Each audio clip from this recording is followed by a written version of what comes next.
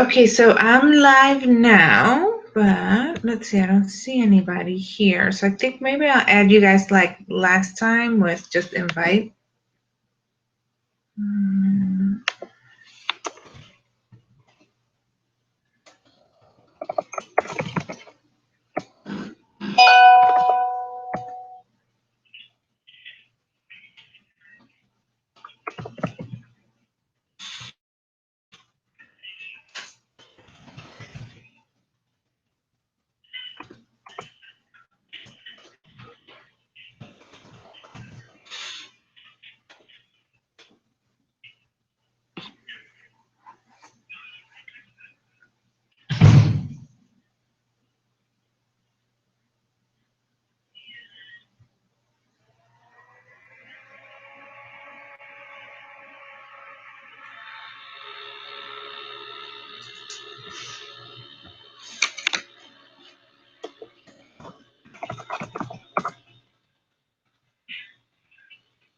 So I did it like yesterday. So I added you as the invite. And so I think if you open up the email, oh, I heard some.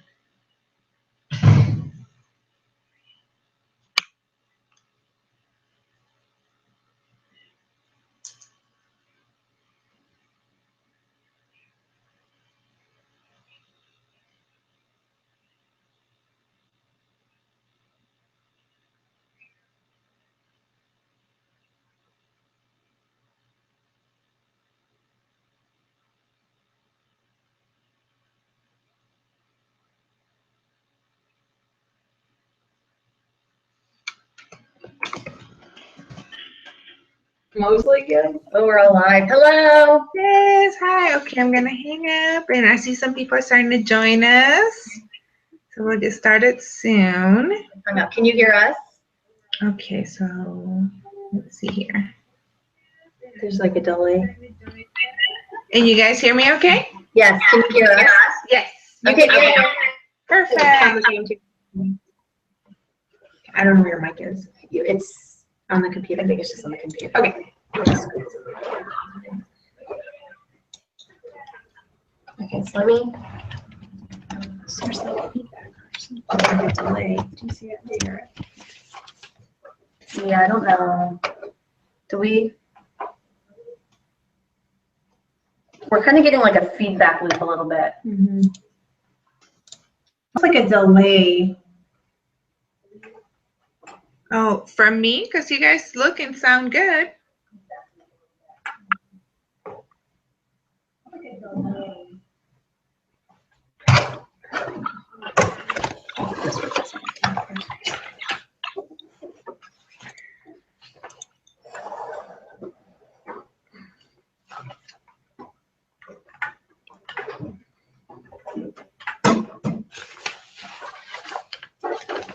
Okay, where do I? Okay, let me do this. Can you see it? Yes, it looks amazing. Yay! Great. Okay. So I can do this kind of stuff if you want. Mm-hmm. Okay. That'd be awesome. And then you introduce first and I'll introduce second. Okay, sounds good. Yeah, so did you hear that? Hear what? Like we said something and then, you know what I mean? I wonder if I'm in two. Are you open twice? Like, do you have two hangouts? I might be. Okay. We're hearing ourselves like 30 seconds after. Oh, that's not happening on my side. And when you guys, It's possible we have two hangouts open. Hang on a second. oh yeah, that could be. Oh, that's not happening on my side. And when you guys, it's possible we have two hangouts open. Oh yeah, that could be. Okay. I think maybe we fixed it. Can you? And now, Are you there? Are you there?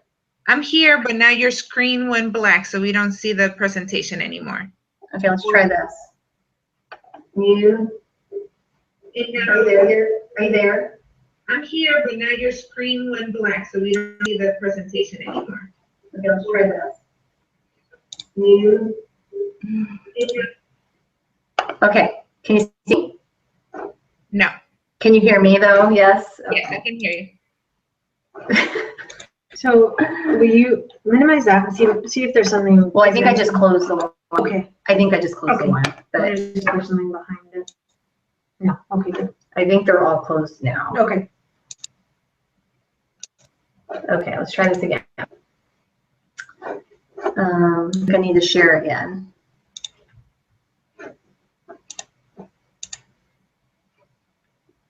So, How's that? Yeah, I see it. Okay, good. and then if I do this, It goes blank.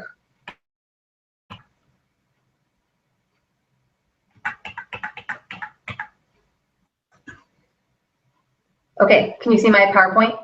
Sure can. So how are we gonna be able to see like questions or things that come through?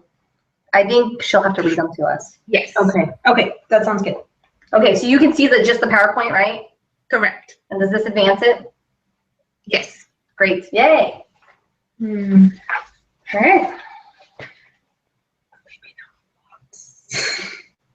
Yeah, I think this is holdovers, yeah. Yeah, okay. I'm just being realistic about the amount of slides we've got. Okay, and then I'm probably gonna keep Yeah. Should we keep just a runner? yeah, why don't you leave yours open? Okay, that's the time. And then I'll do a runner. Okay. Let me start so we can kind of time ourselves. Okay. All right, it looks like we have about 13 people on right now, so welcome everybody. We are going to start at noon, so we'll give people about another 5 minutes and we'll get started. And welcome for those who have joined us so far.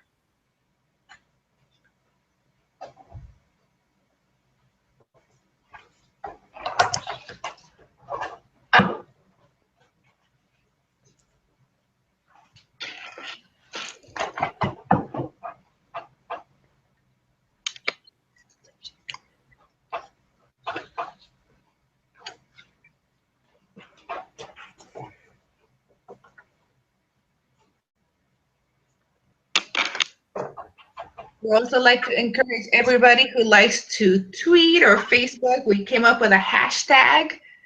So if you want to say something about today's presentation, you can hashtag OWHE webinar and OWHE working moms.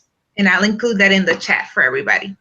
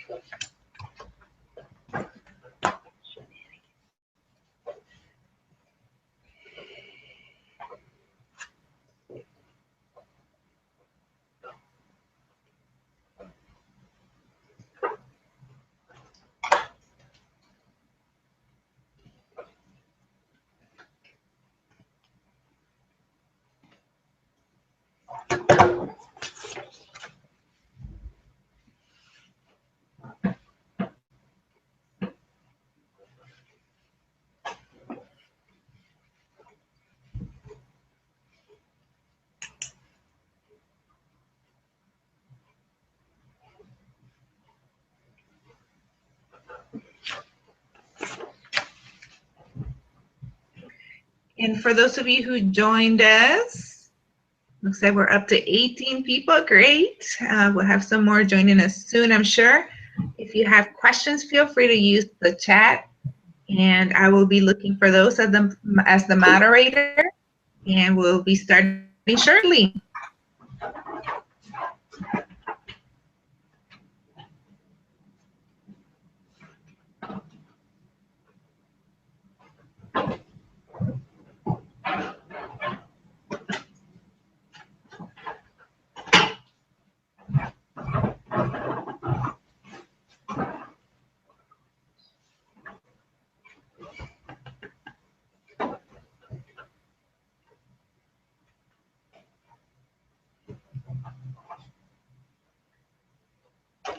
I'm going to send out my first tweet as we wait a couple more minutes before we get started.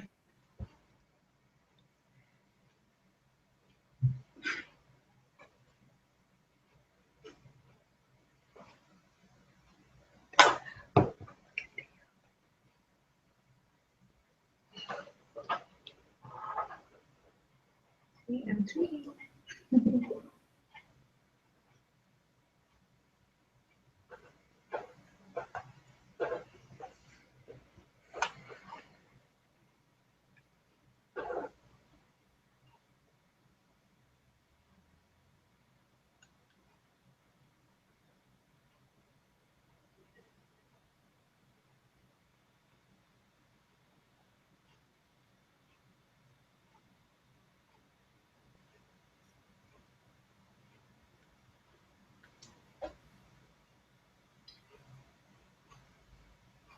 All right, we'll give one more minute and we'll get started.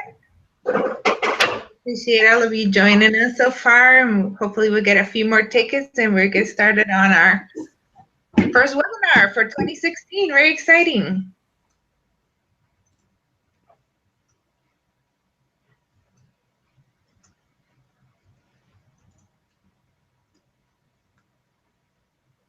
I sent off my tweet.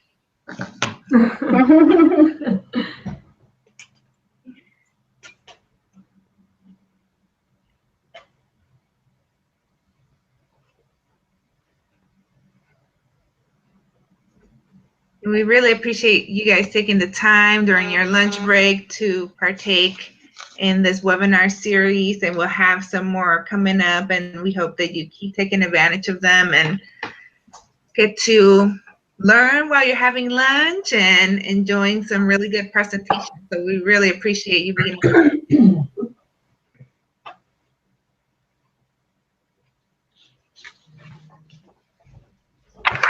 Excellent. In the interest of time, I think we'll get started. I have us at noon, and I will start by introducing myself. My name is Darilis Garcia McMillan. I work at Portland Community College, and I am the Director of Education. So I have the pleasure of setting up webinars for all of our members and giving an opportunity for some extra professional development and for an opportunity to network virtually and get to learn different information. And I once again encourage you to use the chat function if you have any questions. And we'll get started with our presentation. And I would like to sincerely thank both Jill and Jennifer, who will be doing our webinar today. And I'm really excited. Thank you so much. So if you ladies would like to get started, we look forward to hearing more about reimagining the success of working moms. Awesome. Thank you so much, Darilis. And we are gonna, we'll start to introduce ourselves, and then maybe before we really jump in, we'll do a pause just to make sure that there aren't any sound issues. So if you are having issues hearing us, please go ahead and just type in the chat box so that we know, and we'll see if we can do something to adjust. But otherwise, we'll try and speak clearly so that everyone can hear us. Thank you so much for having us. We're really excited for this. My name is Jill Childress, and I am the Interim Director of Student Conduct and Community Standards here at Oregon State University, and I'm also the Assistant Director for Student Conduct in University Housing and Dining Services. Hi, and I'm Jennifer Vigna, and I also work in University Housing and Dining Services. I have been with the department for 9 years. Currently, I'm the Director of Marketing and Communications. I also serve as a member of our leadership team, which as part of my identities also means that I am one of 2 women on our department leadership team, currently the only mom on our team, and have a lot of support within that network with my colleagues, my male colleagues, but has certainly, you know, set the stage for some of the experiences that I've had that we'll talk about today with some flexible practices and experiences that we've had personally.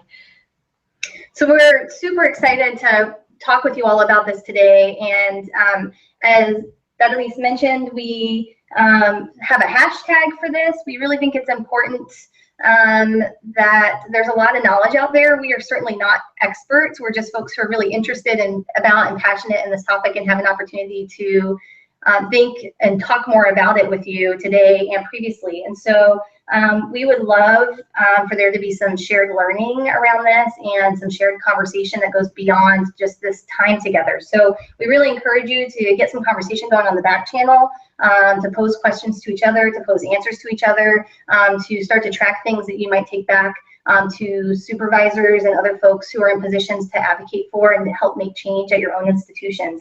You can use hashtag OWHE webinar or hashtag OWHE working moms to tag us in this webinar specifically in your posts.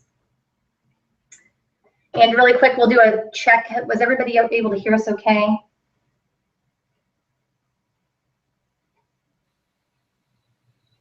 Sorry, I muted myself. Yeah, I had a couple of people who chatted and said the sound, or at least one that said the sound's good. So awesome. Thank you for that feedback. Thanks.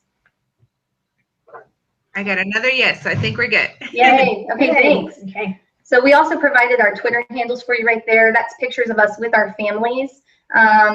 Jennifer was able to tell her a little bit about yourself. I too am on a leadership team in my unit of mostly of all men except for me, and have had some amazing support from my colleagues in University Housing and Dining Services at Oregon State. And so really excited to share some of our experiences that we've had here with you all.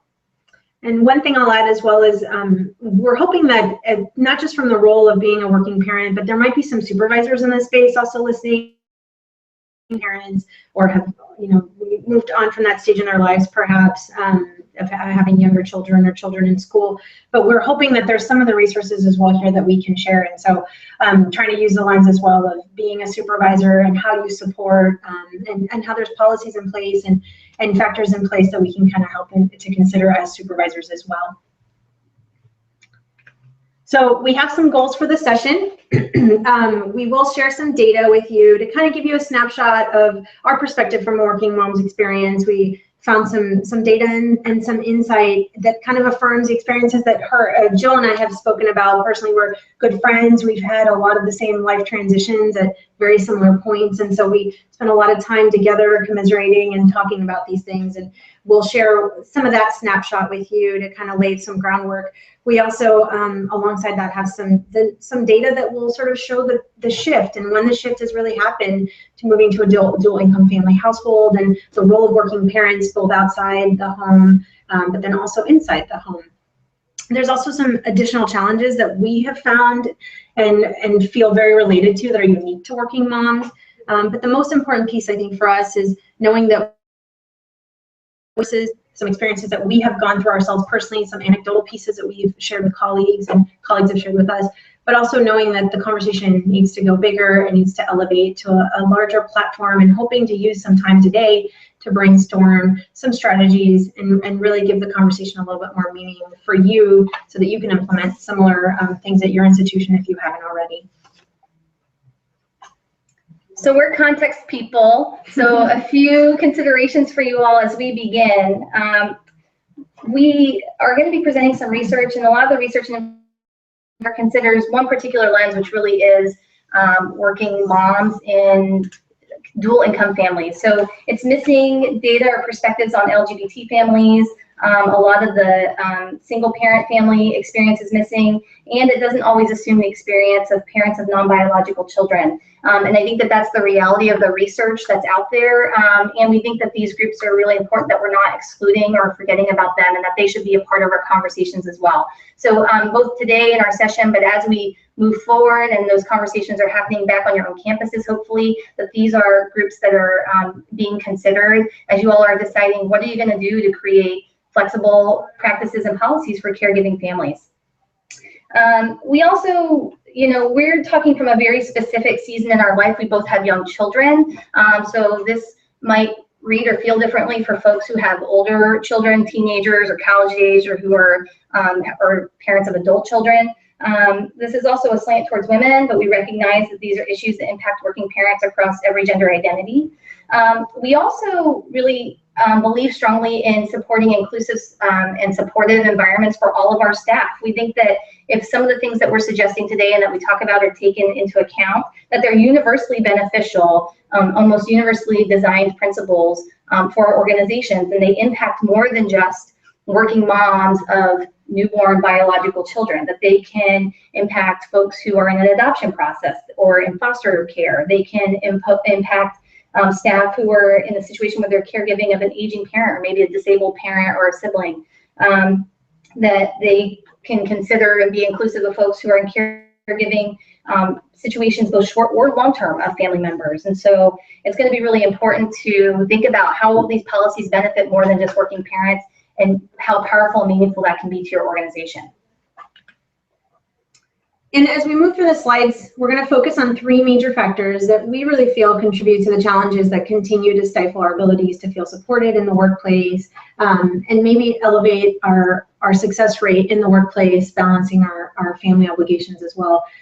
So think about for yourself, maybe in your personal life, how gendered expectations might place a higher burden on your life and what you're trying to balance, may or may not.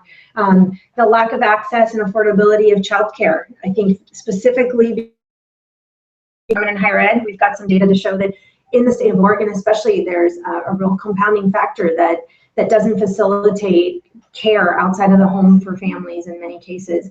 And then, of course, from a more governmental and leave piece, thinking about the lack of supportive leave policies, specifically around the progression of these leave policies. I mean, there's certainly been some progress in the last 20 years, but thinking about having leave policies catch up with us and where we are. So thinking about those expectations for working moms and a lot of the societal norms that, while they have shifted, the cost of care and the support and resources have not necessarily caught up. They've not necessarily shifted in the same way. And we're going to start us off you know, where it all kind of began in a lot of ways. When you consider the data that's kind of right in front of you, and you think about dual income families and the opposite trending that happened right around 1980, where women, the increase of women into the workplace and having fathers only be the only working outside the home parent completely shifted. So you had an opposite trend, and then you've got a trend that for the last 15 years has just basically stabilized and hasn't shifted back. And I mean, obviously we don't expect that it would shift back as fierce, independent women have entered the workforce in droves, in some cases because they feel like they really want to, and in some cases because it became financially necessary for families.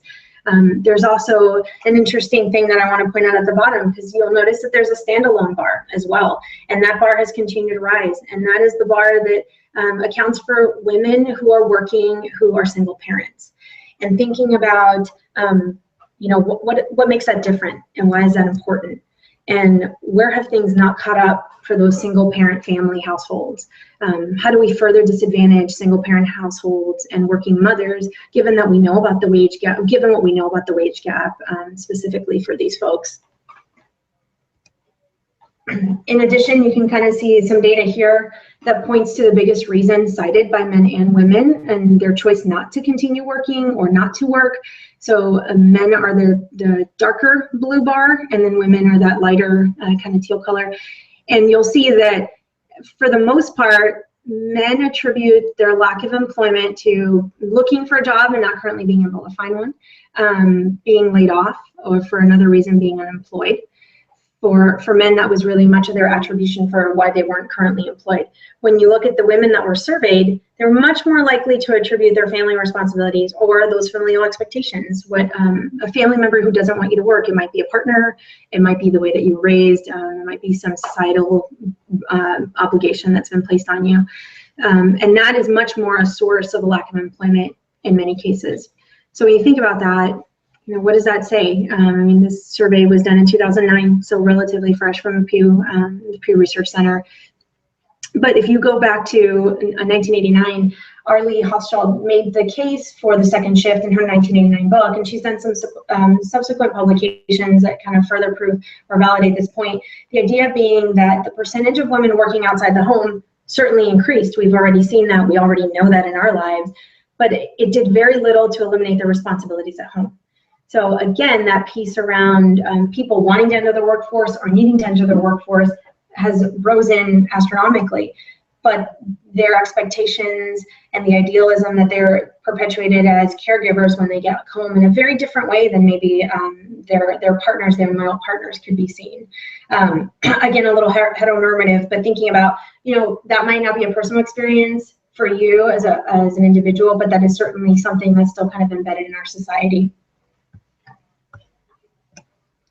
All right, so now we're going to transition. You can see we're starting to paint a picture for you of what it is like to be a working mom in today's day and age, and what those expectations are on moms specifically and uniquely that look different. And that includes sort of this burden of childcare piece, right? So if you have moms who are working who previously have been caring for children, now we have a situation where we need to figure out how are our children being cared for. And we're using, I understand we have some folks potentially from other states who are joining us, which is very excited and welcome, and we're glad you're here. And we're going to be talking specifically about Oregon because of the context within which we're doing this webinar. But I encourage you to kind of examine and understand what this might mean for your own state if you're not in Oregon. So this is literally what I'm sharing with you, are ripped from the headlines in Oregon. Information about the dismal state of childcare in Oregon. There's a study that came out that shows that 4 in 10 working Oregon households can't afford basic living costs, which include childcare. June 30th, 2015, Child Care Aware of America, which is a national advocacy group, surveyed child care resource and referral agencies on child care capacity, as well as requests for referrals and average costs. And according to that report's fact sheet, our state has 163, almost 164,000 children under the age of 6 who potentially need care because at least one parent's in the workforce. And the state has a total of 95,000 slots approximately, which is about 60% of the total demand. So right now we're in a situation then that we don't have enough slots for childcare for the people who might need it. This is kind of the first issue. And then when you take a look at that 60% piece of rate of available slots, about 2/3 of those are in childcare centers, which are going to be significantly more expensive than home-based family childcare centers. And so when you look back at this first piece, 4 in 10 working Oregon households can't afford basic living costs, and then we compound that with the amount of childcare. We don't have very much childcare, and the childcare that is available is more, it tends to be more expensive. These are compounding factors. September 15th, 2015, there was an OPB article that talked about the median price of childcare in Oregon being nearly $12,000 a year. And I just encourage you to think about $12,000 a year, which is on average $1,000 a month. What does it look like for $1,000 a month of income to be dedicated solely towards childcare? Compared with other states, working families in Oregon earn less at their jobs and pay more for basics. And that again is pointing back to Oregon households not being able to afford basic living costs. So a researcher at OSU shared that the cost of housing in Oregon specifically, which is typically higher than other states, coupled with daycare, becomes a double whammy for families who need childcare.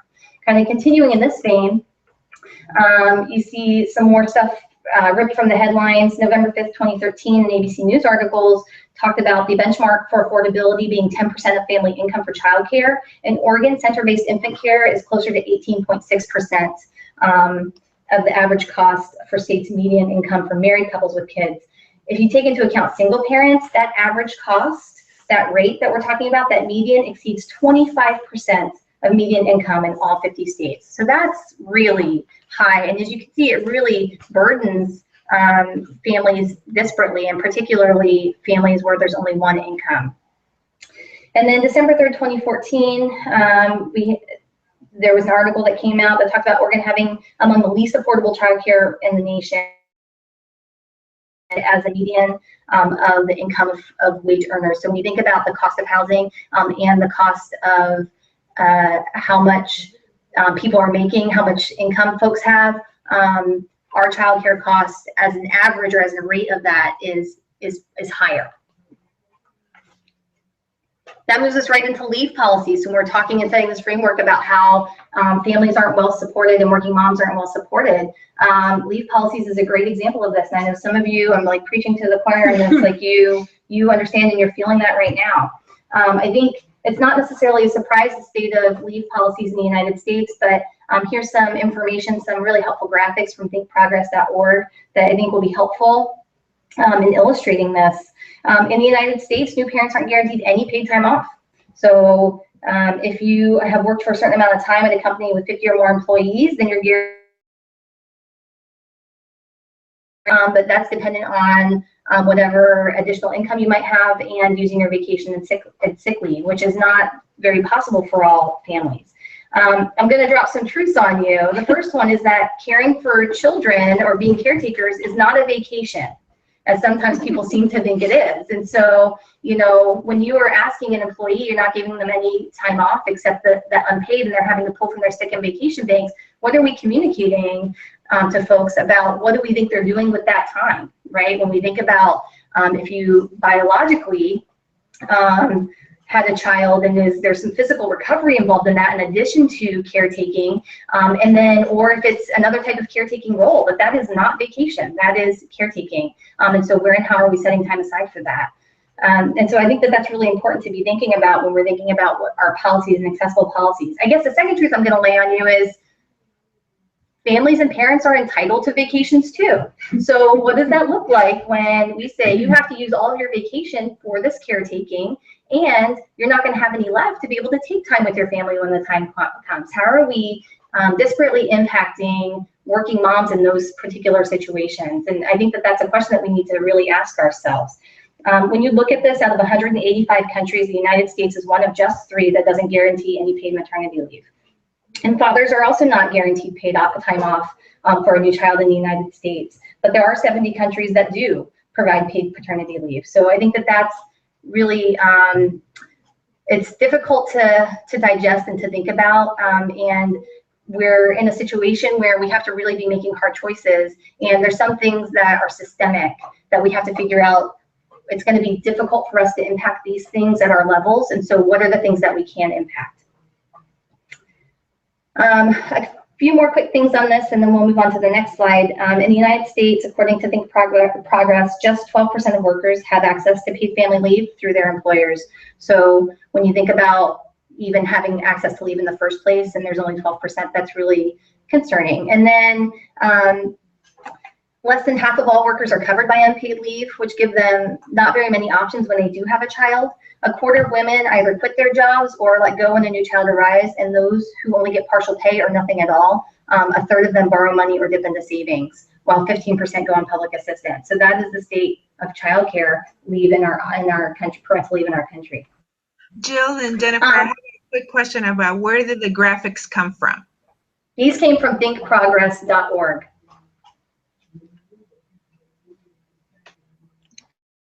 And it's there on the corner if you can see it. Yeah, good question, thank you. So we're just going to highlight some really quick, some promising practices. As far as we know, and if you know differently, please let us know, but higher education doesn't have any great models for paid family leave, but corporations do. And so we've highlighted just a few here of where corporations are starting to do some of these shifts, and hopefully other organizations will follow once it's been demonstrated this is in fact something that can happen. Netflix, for example, offers unlimited paid leave for 1 year following the birth or adoption of a child, and provide the choice to return part-time, full-time, or to return and leave again as needed, that sort of intermittent piece. Google provides 18 weeks of paid leave and 22 weeks for mothers who experience complications during childbirth. So, I mean, I think that we have some models out there of how we can provide more systemically family leave for these types of situations, and hopefully we'll get to a place where higher ed follows that. Knowing that this is a situation that we're in, this is where we need to start thinking about what are the things we can influence, and that's the direction we're moving into next. What are our effective strategies for supporting working moms, knowing that this is the landscape under which they're having children and working full-time or part-time? Mm-hmm. So as we jump into effective strategies, a lot of this, again, the disclaimer that these are effective strategies that we have found, some examples of things that we've been able to research and become really knowledgeable about, but a lot of anecdotal information that, you know, between our friends and ourselves, we've been able to kind of see implemented well. So I want to kind of provide some voices as we jump into this piece. For those of you that aren't aware, there is a group on Facebook called Student Affairs Moms. Started sometime in the spring. There's currently 4,700 members, and it's a very active, interactive group. I mean, folks post about anything that's happening in their lives. It could be a professional milestone. It could also just be like a personal story around potty training or sending your child off to college for the first time. Really, really fun group. I do encourage you to look at it if you're not aware of it. And it does speak to that network piece that we'll talk about a little bit further down the road. So we posed this question to the Facebook group about a week ago, and we said, how does your institution support you being a mom? And this is just a small sampling of some of the responses. That there's some common themes, right? There's some commonality in the responses, and supervisor, coworkers, dedicated flexibility, and feeling supported were things that just kind of came up time and time again as we were sort of making our way through these responses from folks. It had a lot less to do with policy and more to do with support. Certainly policy is a piece of that, having dedicated lactation spaces and those things obviously factor, and they're very important. But the sense that you're feeling supported, that as an individual, your identities are being validated, and they're a part of the awareness of your supervisor and those around you. And I think of my own experience as a supervisor. I want employees to feel like you can recognize all their identities, and that the individual who shows up is a well-rounded individual. They don't just show up as the employee. And when you treat people like that, and when you're able to activate communications with them and talk to them in a way that acknowledges those identities, you know, research will tell you that you'll find a healthier, better, more dedicated employee who's more likely to stick around longer. So it absolutely benefits the health of the organization. And that's something to consider as well. But if you haven't joined the group, I do encourage you to do so. The next piece we're really going to talk about in terms of strategies is how we implement those policies that are in place, or maybe we're pushing to be in place, around flexible and modified schedules. There's a lot of different models out there. Your institution probably has its own policies and models in place, and if you aren't aware of those, I always encourage folks to be aware. But when you look at the Department of Labor, for example, it doesn't address alternative schedules. The language on their website will say that it's a matter between the employee and the employer. Despite reporting that about a quarter of employees have flex schedules, and then executive level positions are more likely to report having a flexible schedule.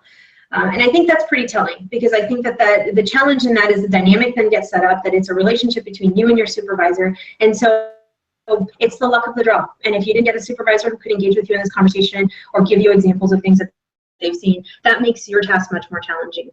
Like Jill said, you know, we're not HR experts by any means. We are aware of the policies and practices that we've kind of seen throughout Oregon, but there's a lot out there that we don't know about. And we also do know that what we see is a direct correlation with the satisfaction of employees when they are able to look at different models and choose a path that works for them. I can tell you my own personal story. I've had several versions of my current work schedule. During the school year, I am on a reduced FTE, so I'm a 3/4 time employee, which basically comes from my deep desire to be at pickup at the end of the school day to pick up my elementary school child. And it was a conversation I got to have with my supervisor, and I certainly had to initiate the conversation, but it was an opportunity that I had to present a different way of looking at my job, a different way of looking at being able to handle all the tasks of being a director of marketing, and knowing that the workload can still be balanced, but that my personal desires to be a parent, you know, were just really important at this season in my life, and maybe always. But it's comforting to know that you can have those conversations, and that there are some policies in place. I'll tell you, I didn't find a lot of examples. That was the first thing I did, was I looked across campus to see where are some versions of a schedule, and I found one other person that could give me an example. Heard a lot about job sharing as an option, a lot of other modified shifts and things of that nature, but didn't find a lot of people who were actually doing it and taking advantage of it. So I had to make a case for myself. And the case is really around flexible work schedule that still highlights the impact of the bottom line.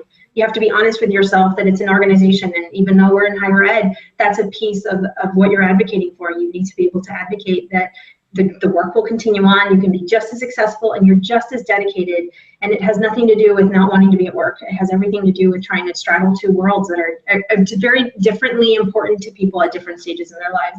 I have a lot of friends that would never want to do a flexible or modified schedule. I've heard a lot of comments that people feel like you're exploited when you do things like that. It is a very personal choice, and I think that's an important part of this. We're showing you examples and models, but people really have to seek that out for themselves and find the path that feels right.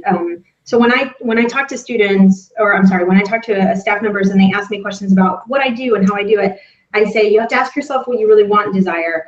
You have to think about possible barriers and how you can come to the table with your supervisor and provide some guidance on what those possible barriers might mean. For example, part of my role is emergency communications. So being able to engage in a conversation with my supervisor and preempting it and saying, if for some reason there was a bomb threat or some sort of emergency, this is what my plan would be if I wasn't present. So anticipate some of those conversations and make it as easy as possible for them to say, okay, I'm willing to try this.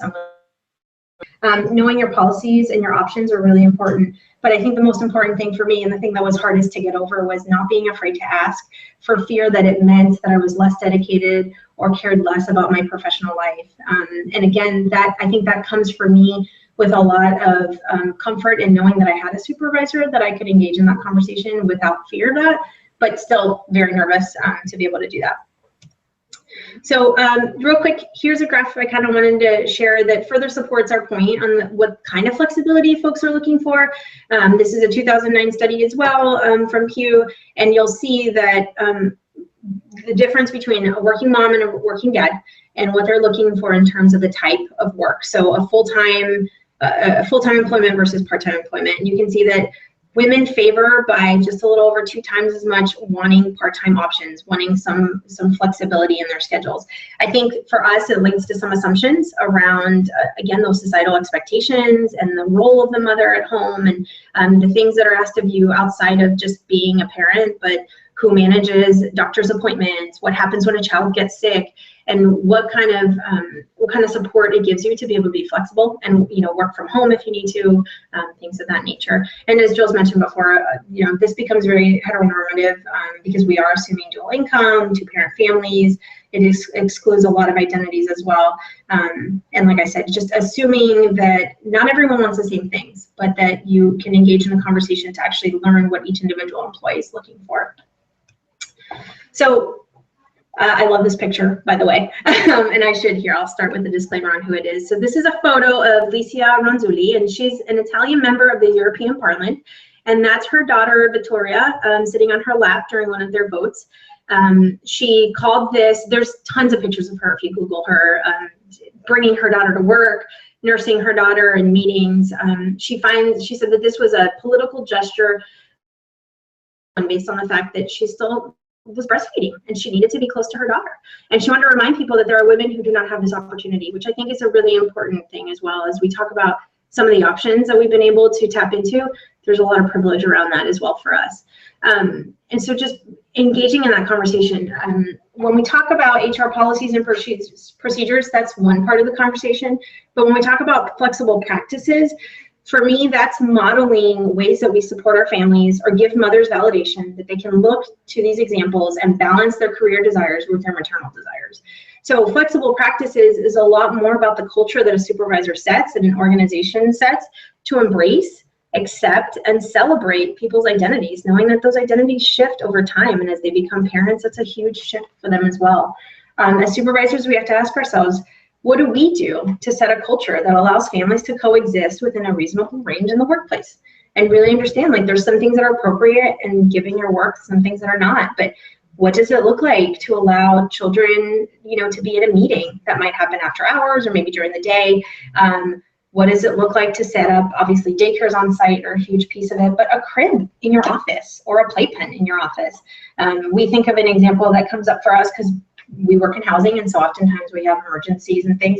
What does it look like to allow work to happen remotely or in a different context because we are accommodating for people's obligations outside of the workplace?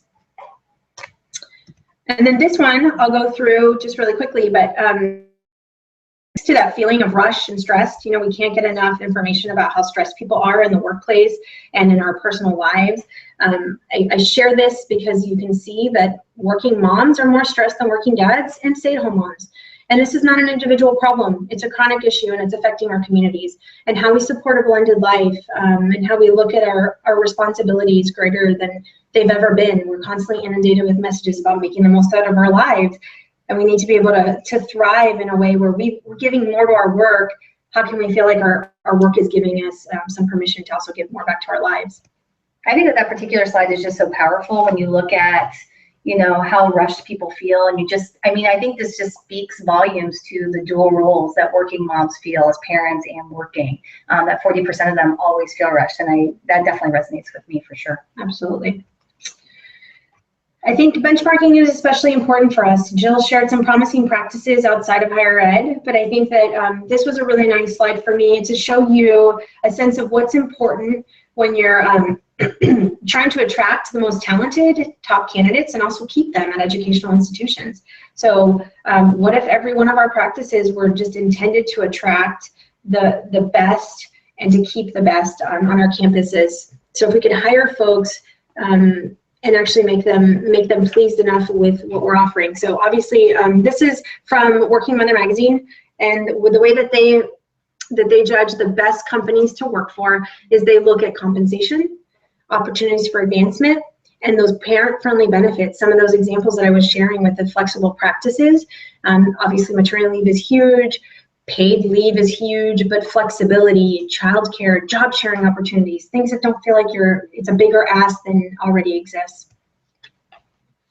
Now I'm going to transition into building networks, and this might feel obvious in some ways, but I think in some ways this is something that's really critical or really important, but we don't think about this. And so, you know, from my own personal experience, I have 3 children, as you saw on the first slide, and when I was pregnant with my oldest, I had just started a new job, and I did not know anyone who had kids. I was sort of alone in that, and I was figuring things out by myself for the first time. I was far away from my family. All of my friends didn't have children, and so it was sort of figuring it out as I went along. And it felt isolating, and it was difficult. It was made sort of that first time trying to figure out this whole parenting thing, which, by the way, now I know we never get it figured out, and there's always stuff to learn. And if you can drop some truths on me too about what to expect, I would love that, because I'm always constantly trying to figure out how can I increase and become a better mom while also still being a great employee. But, you know, in terms of building those networks, it really made a difference by the time I was having my second child. 4 years had passed. I knew other folks who were having kids. They were commiserating. They helped me navigate. They helped me understand what resources existed.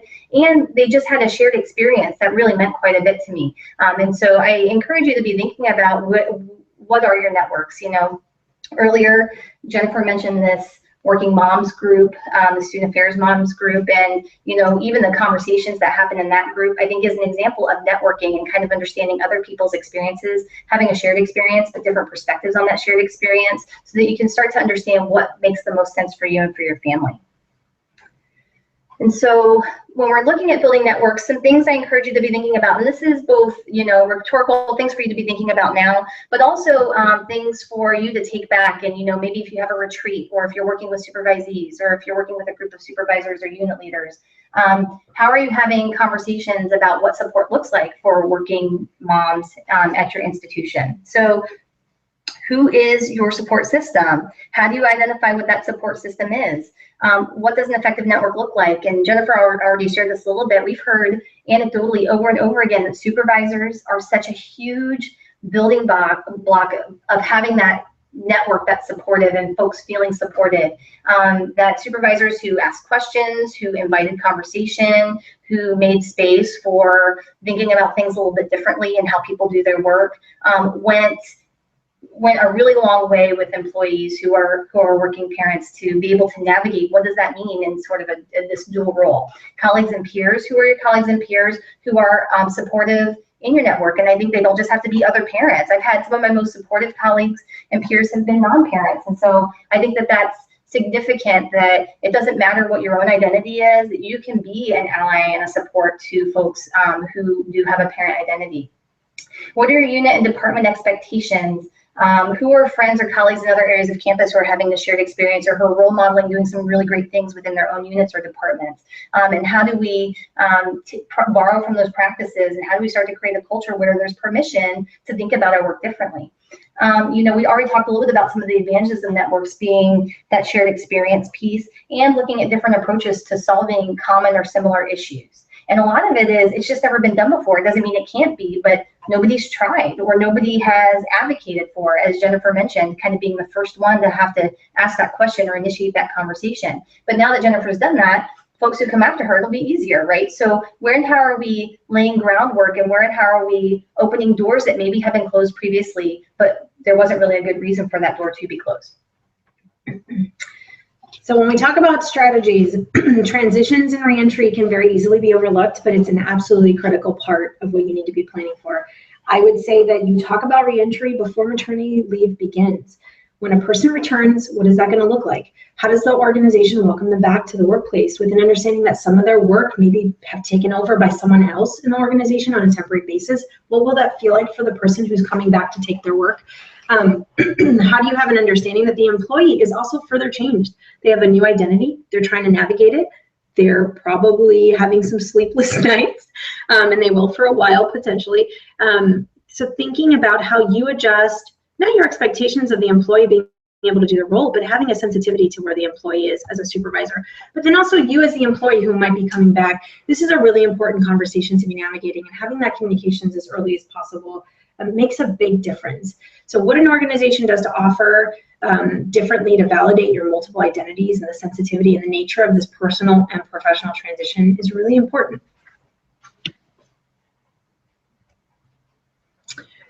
This slide I think is really fun. So this is why aren't there more women in top executive positions, if you can read it. And so this was a survey both of men and women. And the #1 reason by 49% is women who try to rise to the top get held back by the old boy network. The second one is doors have not been open long enough for women to make it to the top. Followed by there are women in high corporate, there are few women in high corporate positions to inspire others. So again, that role modeling piece. I think this is a really revealing slide because oftentimes we have assumptions about why women don't return or don't advance their careers if they do return and after they've had children.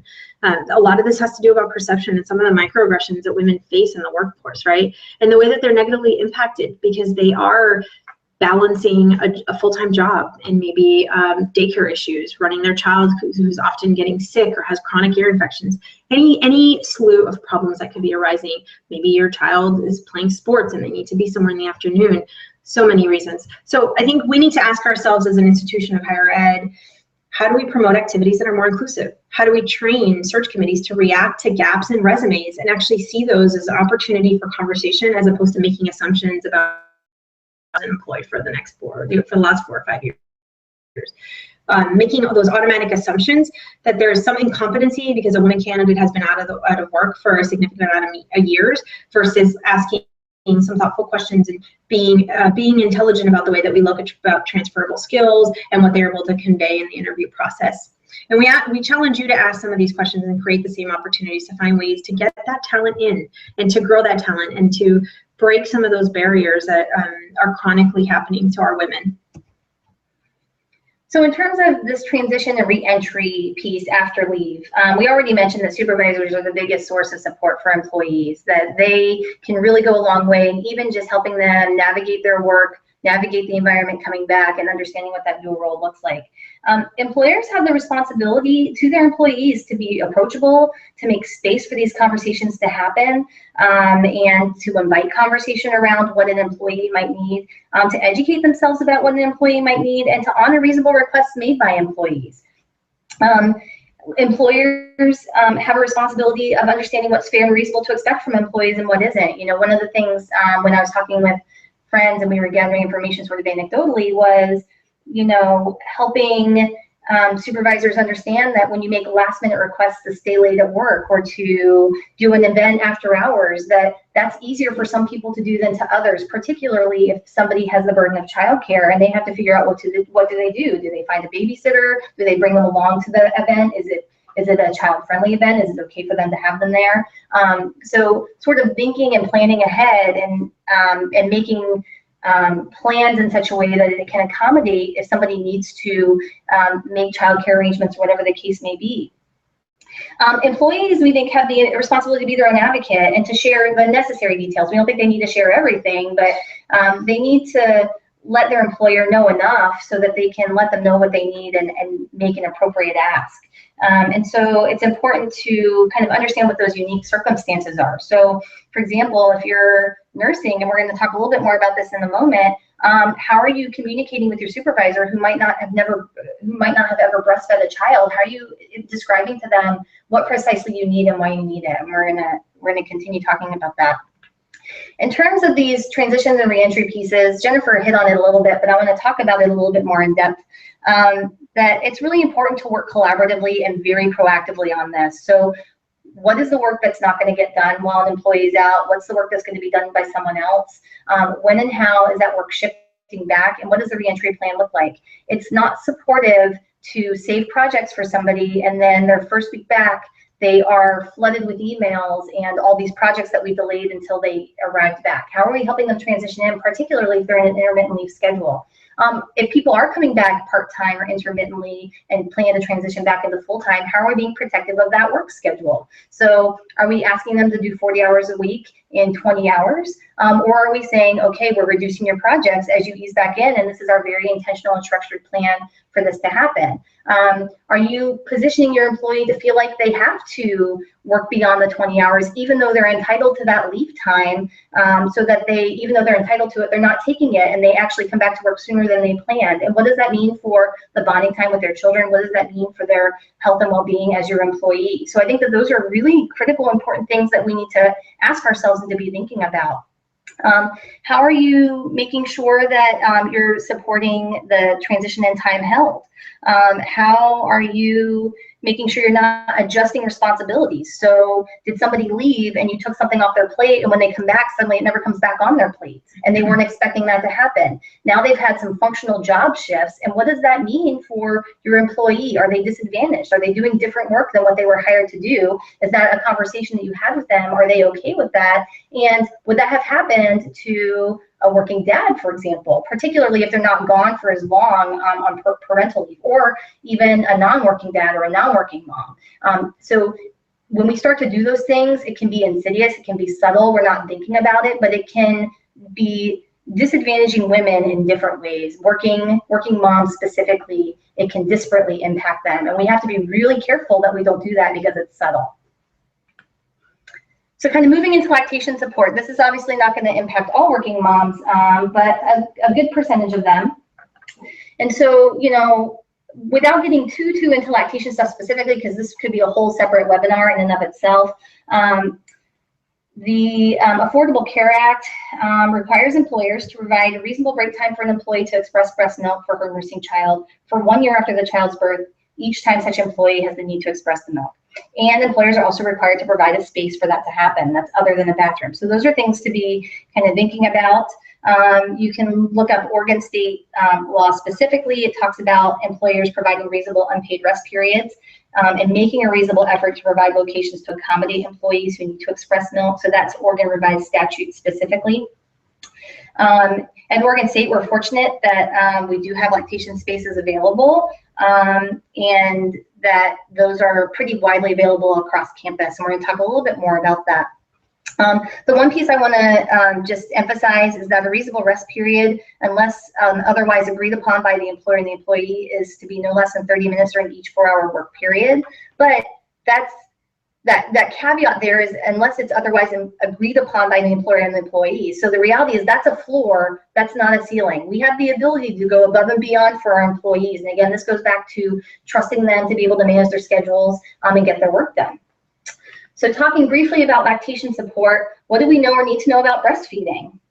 Well, we know that there's great benefits to breastfeeding, and so it's important that if that's a choice somebody makes for their family, that we're doing everything we can to support them in being able to do that. We also know that there's a lot of stress on moms specifically on being away from an infant who is nursing, and that stress negatively impacts breastfeeding or the ability to produce milk. Breastfeeding is a supply and a demand process. So if you're in a situation where we're skipping lactation, like breaks, maybe a meeting is running long, maybe we're asking an employee to do something when they had held time on their calendars in order to specifically pump. Now we're in a situation where it can literally lead to a drop in their supply, and ultimately have the impact of impacting their ability to nurse their baby for as long as they would want to. There's also physical impacts to the mother. For those who haven't experienced this, if you are lactating and you don't have an opportunity to pump, express milk, or nurse, it can become physically very uncomfortable. And so there's a biological need to express milk as well for mothers who are nursing. There's also the whole process of pumping. Like, it's not enough to just express the milk, but even getting set up and then the amount of time it takes to produce the amount that you need for daycare the next day or whatever the case may be, that takes time, and you need to have an adequate amount of time. It's not enough to say, here's your 5 minutes, can you go and do what you need to do in that amount of time? You're lucky, I think, if in the 5 minutes you can even set up your pump. And for those of you who have had this experience before, you've become very skilled at the Olympics of assembling your pump very quickly, and probably you could be awarded gold medals for how quickly you're able to set up and tear down all of that equipment. In terms of the process beginning to end, it's something to be thinking about. We also encourage you to think about how are we creating consistent practices in accessibility and use of space on your campus. So do you even have spaces on your campus that are not bathrooms where people can pump? And if so, that's wonderful. And if you don't, then hopefully that's a small win of something that you can look at doing on your campus to create a space, such a space that exists. If you do have such spaces, how are they accessed? Is the schedule for it managed in a fair way? Is there appropriate gatekeeping for those spaces? And I've seen kind of opposite ends of the spectrum. I've seen a space that was so accessible that student employees were using it as a break room, so it was unavailable when nursing moms came to use it. I've seen other spaces that it took me literally 20 minutes to even find the space in the first place, and by the time I finally found it, there was a number that I needed to call, and when I called, they're like, oh, sorry, we have somebody who's a recurrence on the schedule who has that space booked. So not even that somebody that they were going to be coming to use it. So what is that? So at that point, I just wasted 30 minutes trying to find a place to pump. So where and how are we making spaces that are accessible and to the right people, and that we have appropriate gatekeeping when it comes to that?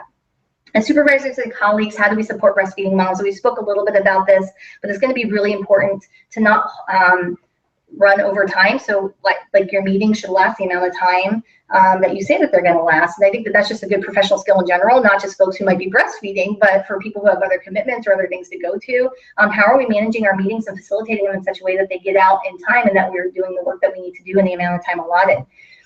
We think it's important, and somebody's advocated, actually a male supervisor who spoke with us specifically, that they provide ample, no questions asked time and opportunity for milk expressing moms, that they just trust that working moms know what they need to do, and also recognize that equate to work being completed. So just because you don't see somebody doesn't mean that the work isn't getting done. So a few more things about this, and then we'll start to wrap up. It's going to be important to challenge ourselves to manage meetings and spaces, and making sure that we're not having really important content scheduled over times when nursing moms might have to be out of the room. So what does that communicate to them about the importance of nursing or their schedule or the importance of them being there? That's where we need to really be thoughtful about where and how we're balancing time and honoring the time, held time in people's schedules for expressing milk. When it comes to intent versus impact, this is an example of a lactation space that happened that was created in our former offices. We've since moved, and we are so grateful that we had this space available to us. And for those of you who are lactating moms, if you look at this space, you can probably see right away what a problem with the space might be, and that is that chair is super comfortable for nursing, but not very comfortable for pumping, when you have to sit in such a way that you have good suction and you're sitting more upright in terms of your posture. And so, you know, this is where we really encourage you to think about how are you including nursing women or women who have lactated in the design of these spaces. How are you creating policies for standard design across campus? So if you have multiple rooms, you go into one, you don't get a totally different experience than if you go into another one. Doing your research as you're creating these spaces and policies and practices. And we just kind of keep going back to, you have good employees, you know, you have folks you've hired to do a particular job, and you need to trust them that they can do their job and they're willing and interested in doing the job that you've hired them to do, particularly if you put policies and practices in place where you are supporting their dual roles. When you give that to your employee, they give it back to you by being good employees. And so where are you building space that you say, we trust you and let us know what you need, and we'll work on things that are reasonable. So as we kind of wrap up here, you know, I think that we could all, Jill and I at least, could say that in some form or another, we've benefited in learning from working mothers who've come before us, right? And we, in a similar way, we're dedicated to dedicating ourselves to continue a path that we can pave for as many folks that might come after us. So in the spirit of continuing the dialogue and the progression of policies and change, we have some questions we kind of want to throw out to you all. So these are questions we can kind of engage in now as a group. I urge you to kind of let these sort of start a conversation on your campuses, but we also want to make sure that we've got time for your questions as well. So just as we sort of look at what are some of these gaps that we've seen that exist for working parents, you yourselves as a parent, maybe as a supervisor, maybe things you've heard from folks who've had to, you know, go through that journey. First, what are some strategies that you have seen work successfully in ways that you're able to retain some individuals on your campuses because they feel supported and they feel validated in their multiple identities? And how can supervisors themselves be better at supporting working parents? And what does that look like as you're kind of looking at the scope of the entire individual? So we'll kind of just open it up at this point to any questions you might have of our presentation or us, or if we want to kind of engage in some of this dialogue as well here, we're happy to do that. And like I said, we really want to keep the conversation going, so we hope that we can all stay in touch and create some more dialogue across all of our campuses to impact some policy. And as you're maybe entering things in the chat box, or you know, you're brainstorming this for yourself, I encourage you to jot down these questions and find spaces on your own campus where you can bring this up as part of a conversation that might impact policy or practice. And even just approaches, helping folks be educated about How do you support working moms? And what are some ways that we can do that? And coming away with tangibles for your institution, kind of borrowing from some examples that we've shared, but also the unique and creative things that are happening on your own campus or from other colleagues. We also have seen that the back channel has been at work, and that's awesome. We're really excited about that. You can also have this conversation in the back channel as well. What would be your answers to these as you're tweeting, so we can kind of have that shared knowledge across our group? Yes, and I'm looking at the chat box. It looks like nobody has entered anything in so far, but I wanted to share, certainly for us at Portland Community College, we have our lactation rooms that have been put in place. But one thing that we did, I was part of the management team that worked with our classified group for our union contract, and they requested to add 2 weeks of parental leave, which would not go against vacation or sick time, and that was approved for this year. So we're pretty excited about that. That is great. That's so exciting to hear. That's really cool. So it looks like there have been no other questions or comments typed yet. We are at 12:54, so we have a couple of minutes left. I want to remind you to certainly, I posted, and I can repost it or be sitting here, our speakers' Twitter handles and so we certainly welcome you to take advantage of that and share your experience in social media. Okay, I just got a comment here, so let me say that. Rachel says she's still thinking. Okay, sounds good. Thank you. And we have Amanda made a comment and said, faculty and staff seem to have differing abilities to take leave on our campus, which is a pretty big gap. Do others experience these such issues? Yeah, so I'm guessing that means kind of depending on position type or things like that, or maybe the role or responsibilities of the role, it impacts how much leave or the type of leave somebody can take. Yes. Yeah. I think we see that here a little bit. I mean, we're entitled to, at Oregon State, we're a public institution, we're entitled to kind of the same amount of leaves, and I can't speak to a union contract specifically or what work's been done under the CBA here for any of that, but what I can say is that if you're a brand new employee, you're disadvantaged, in what a leave process looks like because you haven't accrued as much sick or vacation leave. And in fact, I mentioned my experience with my first child versus my second child. With my first child, I had been in my job 6 months when I gave birth to her, and I was actually really fortunate that I gave birth in Oregon, which is, while the whole state of the country is pretty dismal when it comes to parental leave, Oregon is one of the highest in terms of statewide policies. And so I benefited from OWHE, which said that you had to be in your job 180 days. And literally from the day I started my job until I had been there, the day I gave birth was almost exactly 180 days. And even with that, I felt like, I had hardly any sick or vacation saved up. And so I went back to work when she was 6 weeks old. And that is not a choice I would have made if I'd had any other financial options available to me. I don't think I was ready to go back to work. I certainly had to stop breastfeeding her way sooner than I would have liked because of my competing employment responsibilities. But I didn't really have a good support network. I didn't have people who had gone through it before. I didn't have folks who knew how to advocate for me. And certainly money was a factor for our family when we were determining, can I afford to be on a paid without leave status? We couldn't. So I definitely think that that's really significant, and I appreciate that that point was brought up. I would add that not so much for leave, but the way that our collective bargaining agreement is set up, it is challenging for flexible practices and flexible schedules. There's some disparity for professional staff members on campus. If you are a unionized employee, there are some limitations on things like working remotely and telecommuting opportunities that I think add some real barriers for working mothers.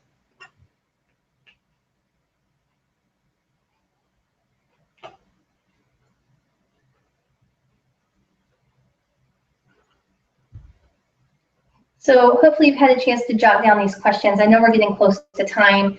You've heard us say it several times, but I just can't emphasize enough that we're not exactly sure who all is in our audience today, and we're so glad that you joined us and we're able to kind of think philosophically. And I have to say, this is really different doing this in the webinar format, because we are so eager for the perspectives of you all.